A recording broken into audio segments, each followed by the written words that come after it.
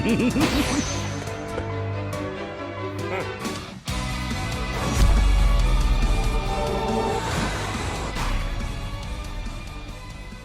guys, so today I am actually starting something new. Every Saturday I will do a weekly, just my overall thoughts and review. So today marks episode 1 of my Supermechafrieza just anime review. Now this is gonna be just my thoughts on everything that I've watched throughout the week. So let's begin. Now I'm gonna start with One Piece since that was Saturday and I'm kind of just gonna go forward. But in the last One Piece episode, we got the beginning of Oden's flashback. Already liking his character a lot.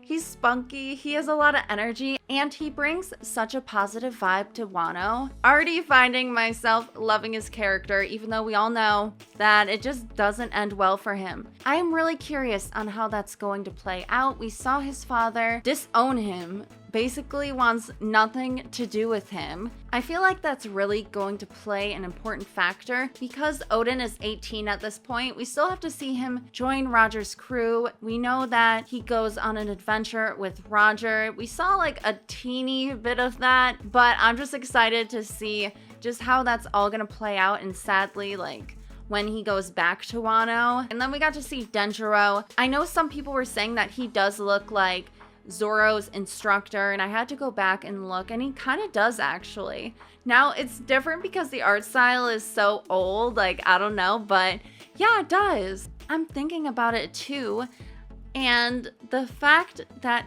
like he would be kind of around that age, right? He was pretty young when we just saw him, so I kind of agree with that theory. It could be him. So with that theory, I'm kind of like, it could be, it might not be. But also, I did want to talk about One Piece as a whole this entire 2021 because it has been absolutely killing it. Outside of Wano, we got to see Doflamingo again.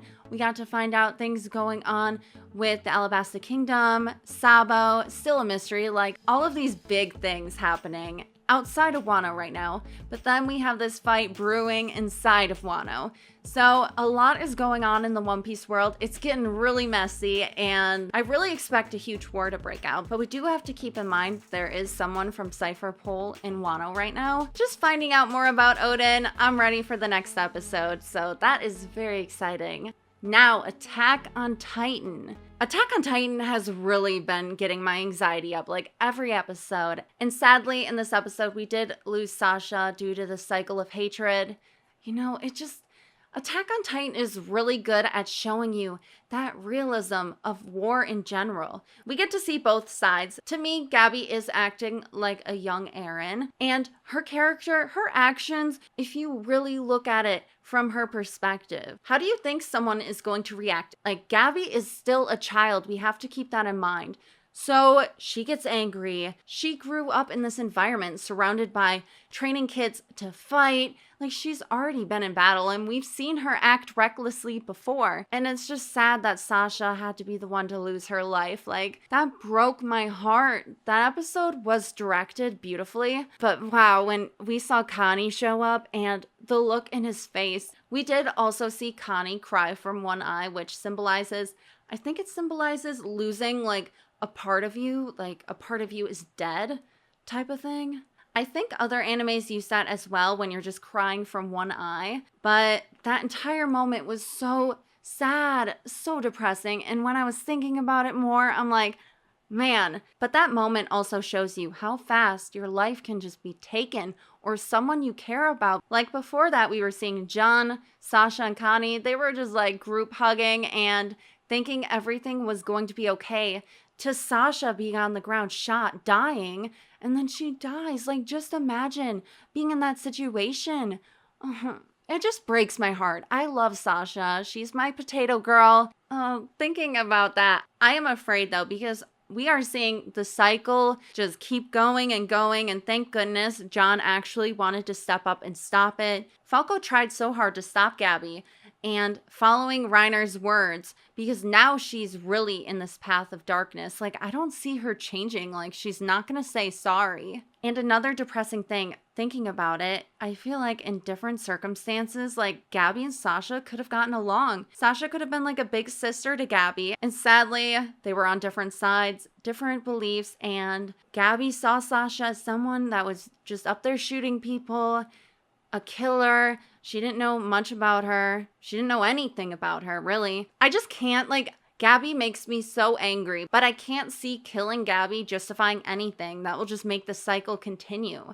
Like, you have to stop it. Even though it hurts, like, you have to stop it. So that Attack on Titan episode was very emotional.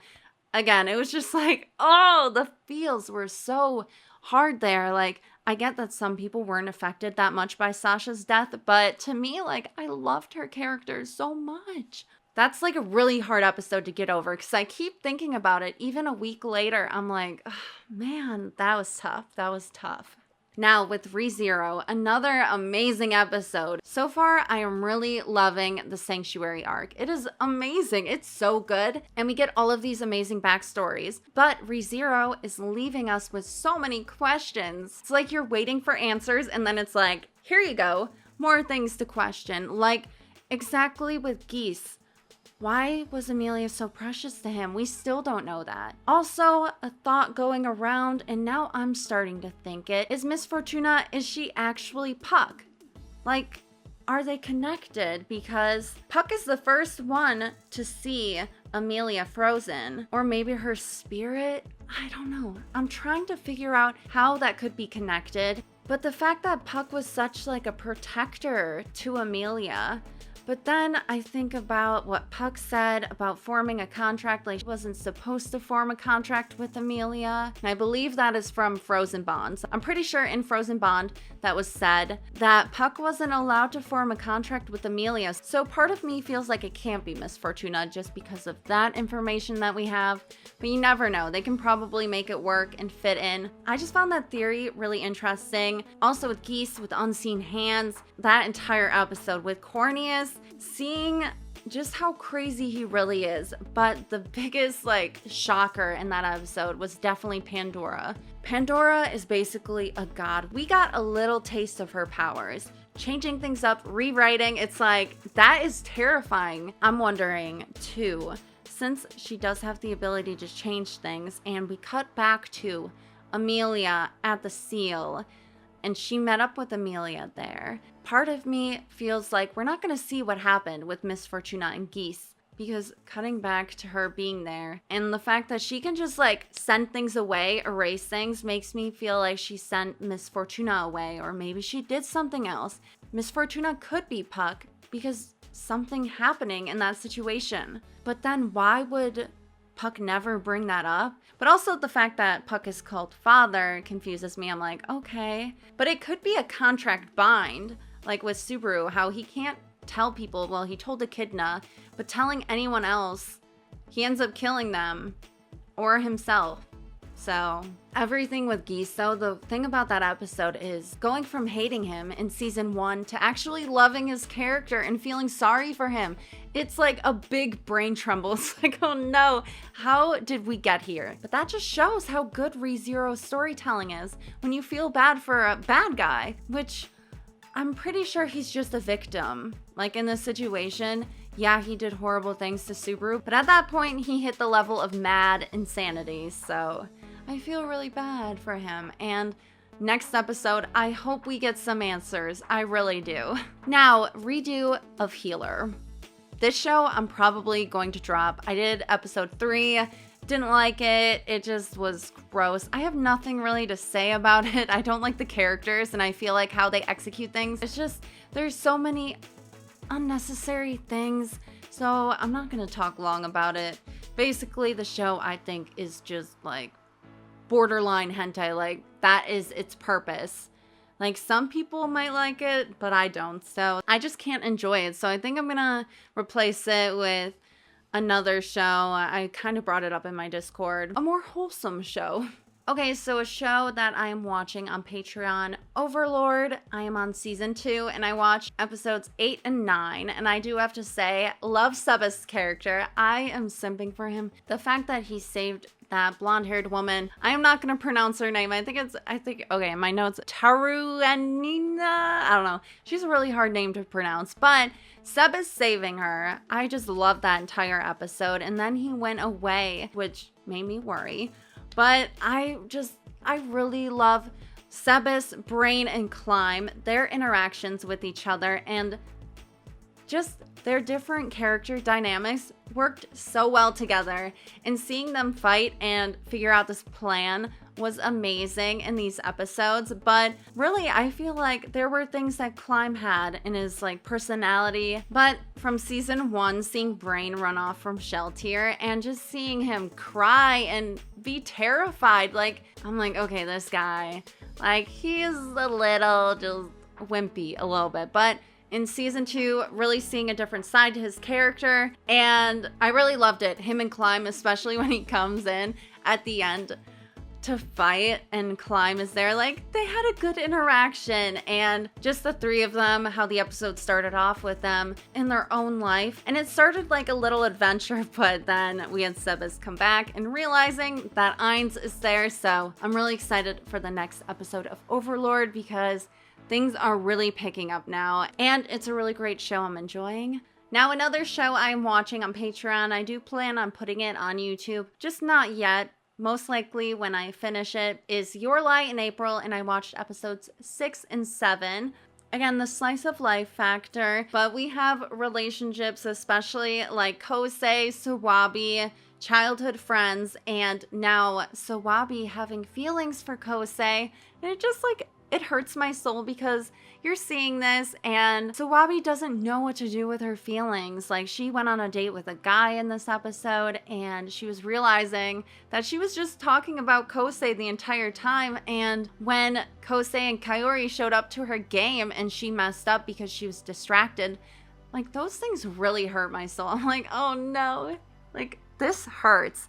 But I feel like, I don't really know if it's more of like a, you missed your chance and now look at him, he's with this other girl type of thing. Like, she just doesn't understand how she feels towards him. It could be more of like, she doesn't want to lose someone precious to her, because when you do start relationships, you tend to drift away from your friends. That just hurt me too. I'm like, oh no. But also finding out about Kosei and this cat that he had as a kid, and just the traumatic event of the cat scratched him and his mother got rid of it. So now he's seeing like this cat walk around that's like communicating with him. That would be so sad as a kid, like, oh, that happened. And maybe it would have been different if he said something. And when you live like that, it always kind of just wears you down mentally, because if you always think of the what if, what could have been type of things. But I feel like Kosei is really trying to branch out and discover himself, which again, I feel like I'm more on the side of Kaori and Kosei just because of how much she brings him up and helps him. And I feel like Sawabi kind of does that, but I really feel like Sawabi is looking out for Kaori's best interest as well, because she knows that, oh, if something would have happened to Kosei, like, his mom would have been so mad. Like, understanding his family past more than Kaori, but from the little tiny hints they are giving us, like, Kaori's sick, like, there's something wrong with her. So, and I keep that in the back of my mind. I'm like, okay, we have this bright shining light in Kosei's life, and I'm like, this cannot end well. Like, this is gonna end in a disaster. So it's going to be really interesting, especially now with them at the piano competition. And we got to meet some characters from Kosei's past. I think the guy's name was Takeshi Aiza, and the girl, I can't remember her name. But again, they really wanted this chance to prove themselves to this child prodigy. Again, I'm really excited to see what's gonna happen in Your Lie in April. So yeah. And then finally, Jujutsu Kaisen. Oh man, the Maki and Mai, just sister dynamic. At first thinking it was all about jealousy, but then understanding Mai's point, like, she was left behind, so she's resentful. Maki wanted to show who she was, improve herself, and she left her sister behind. Like, good for Maki for wanting to do that. The fact that she left someone important in her life that was scared, that didn't want to do half the things that she was doing, and just left her behind, like, that hurt my soul. But overall, the episode of Jujutsu Kaisen had great animation, and all of the fights were amazing. Like, it blew me away every time. The animation is just on point in all of the fights. I think my favorite shot in that episode for sure was when Mai shot the bullet at Maki and she caught it. Like, that was insane. That entire, oh my gosh, just so many great moments. And even the bullet in the air, like Mappa on fire, like, for sure. So, emotional episode with great animation. A great way to end the week. Everything this week I did enjoy except redo of Healer, but overall it was a great watch for all of my shows, and I'm so excited for this next week of anime. But again, there you guys go. That was my review of all of the shows that I watched during the week. But yeah, there you guys go. Again, thank you guys so much for checking out my review. I will put all of the links to my reactions in the description box, at least the ones on YouTube, and also the links for Patreon for my Patreon reactions to the reviews that I gave. But yeah, the plan is every Saturday morning, at least around the time that this one will go up, I will post my weekly review. Make sure to follow my social medias, SMF_Frieza on Twitter and Instagram. And I hope you guys have a great day. Make sure to give this video a like if you liked it. Also subscribe to my channel. And as always, I hope you guys have a wonderful day. Stay fresh and bye.